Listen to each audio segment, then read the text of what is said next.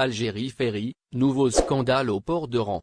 La compagnie maritime nationale Algérie Ferry n'en finit pas avec les scandales qui causent des désagréments à certains de ses clients.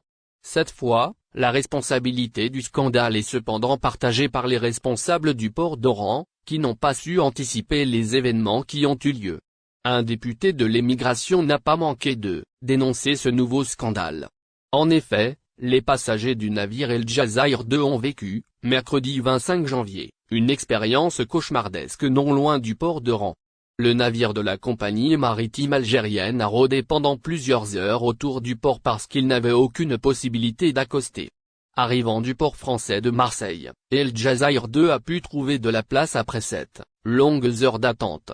C'est le député de la circonscription France Nord, Abdelwahab Yagoubi, qui a dénoncé ce nouveau scandale par le biais d'une publication sur sa page Facebook.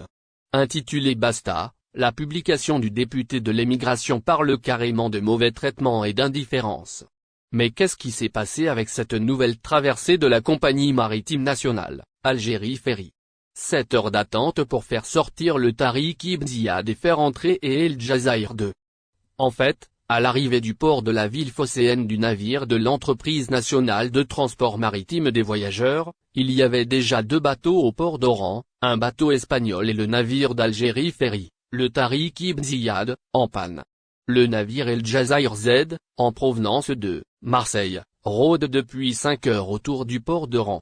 Il ne peut pas accoster dans le port à cause de la présence d'un navire espagnol et du Tariq en panne, a dénoncé Abdelwahab Yagoubi.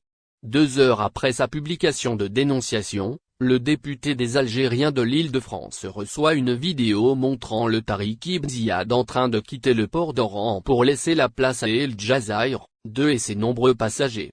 Combien de temps les passagers continueront-ils de subir ce mauvais traitement avec cette indifférence, a martelé le parlementaire, suggérant que les différents intervenants auraient pu agir par anticipation pour enlever le navire. Voyager en 2023, France-Algérie à partir de 37 € chez Air Algérie. La compagnie aérienne nationale, Air Algérie, dévoile ses prix pour le mois de Ramadan 2023. ZRDI vous en dit plus à ce sujet dans ce numéro du 26 janvier 2023. À l'approche du mois sacré de Ramadan, nombreux sont les Algériens à l'étranger qui souhaiteraient passer cette période avec leur famille en Algérie.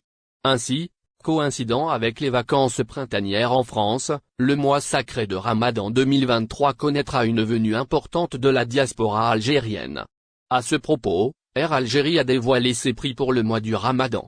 À cette occasion, le transporteur algérien a dévoilé les prix pour ses vols desservant la France pendant cette période. En effet, Air Algérie propose des billets à 37 € pour les vols aller simples de la capitale algérienne, Alger, à destination de Nice. Ces prix s'avéraient intéressants pour les Algériens qui résident en France et qui envisagent de passer le mois sacré en Algérie. La compagnie aérienne a entamé la commercialisation de ces billets à travers son site. Les intéressés par cette offre pourront procéder à la réservation directement à travers le site d'Air Algérie. À noter que le premier jour du mois sacré pour l'année 2023 serait le mercredi 22 mars. Il s'agit de ce que rapporte le média arabophone En Nahar dans sa récente édition. Air Algérie lance des tarifs promotionnels. En fait, la société des aides de transport par les airs propose également des offres promotionnelles pour cet été 2023. En effet, celle-ci met en vente ses billets pour la saison estivale en proposant une offre spéciale. L'acquisition de billets pour 4 personnes à 900 €. Certains internautes trouvent le prix des billets élevé pour 4 personnes, toutefois, un simple comparatif avec les compagnies concurrentes leur fera vite changer d'avis. Afin de pouvoir profiter de cette réduction, il est néanmoins recommandé de vite aller se les procurer. Car les billets partent très rare. Nationalité française pour les Algériens, tout ce qu'il faut savoir. La France offre la possibilité aux étrangers dont les Algériens d'obtenir la nationalité française. Ce n'est cependant pas tout le monde qui peut y accéder. Des critères et certaines conditions doivent être remplis par le postulant, selon la réglementation en vigueur. Un ressortissant algérien peut ainsi accéder à la nationalité française en vertu de la naissance et de la résidence en France ou du lien de filiation cas de l'adoption simple ou de l'enfant mineur resté étranger alors qu'un au moins des parents est devenu français, en raison du mariage avec un ressortissant français ou du placement à l'aide sociale à l'enfance, ASE. Les étrangers dont donc les Algériens peuvent avoir la nationalité française par décret de naturalisation ou de réintégration. Acquisition en raison de la naissance et de la résidence en France. Il faut pouvoir justifier de sa naissance et de sa résidence continue ou discontinue sur le sol français pendant une période d'au moins 5 ans entre les âges de 11 ans et de 18 ans. Pour un enfant né et résident en France, ses parents peuvent, avec son consentement, sauf en cas d'altération constatée de ses facultés mentales ou corporelles, demander pour lui la nationalité française par déclaration dès l'âge de 13 ans. L'enfant doit alors justifier de 5 ans de résidence continue en France à partir de 8 ans. Dès l'âge de 16 ans, l'enfant peut souscrire seul sa déclaration. Acquisition en raison du mariage avec un conjoint français. Le conjoint étranger ou apatride d'un Français ou d'une Française peut, après un délai de 4 ans à compter du mariage, acquérir la nationalité française par déclaration, à condition qu'à la date de cette déclaration, la communauté de vie tant affective que matérielle n'ait pas cessé entre les époux depuis le mariage et que le conjoint ait conservé sa nationalité. Ce délai est porté à 5 ans si, dans les mêmes conditions, le conjoint étranger, soit, ne justifie pas avoir résidé de manière ininterrompue et régulière pendant au moins 3 ans en France à compter du mariage, soit n'apporte pas la preuve que son conjoint était inscrit, pendant la durée de leur communauté de vie à l'étranger, au registre des Français établis hors de France. Le 4 souligne que dans tous les cas le mariage célébré à l'étranger doit avoir fait l'objet au préalable d'une transcription sur les registres de l'état civil français. Le conjoint étranger doit également justifier d'une connaissance suffisante de la langue française. Acquisition de la nationalité française par naturalisation ou réintégration. Il s'agit là de l'une des procédures qui est les plus sollicitées par les étrangers, notamment les Algériens, pour avoir la nationalité française.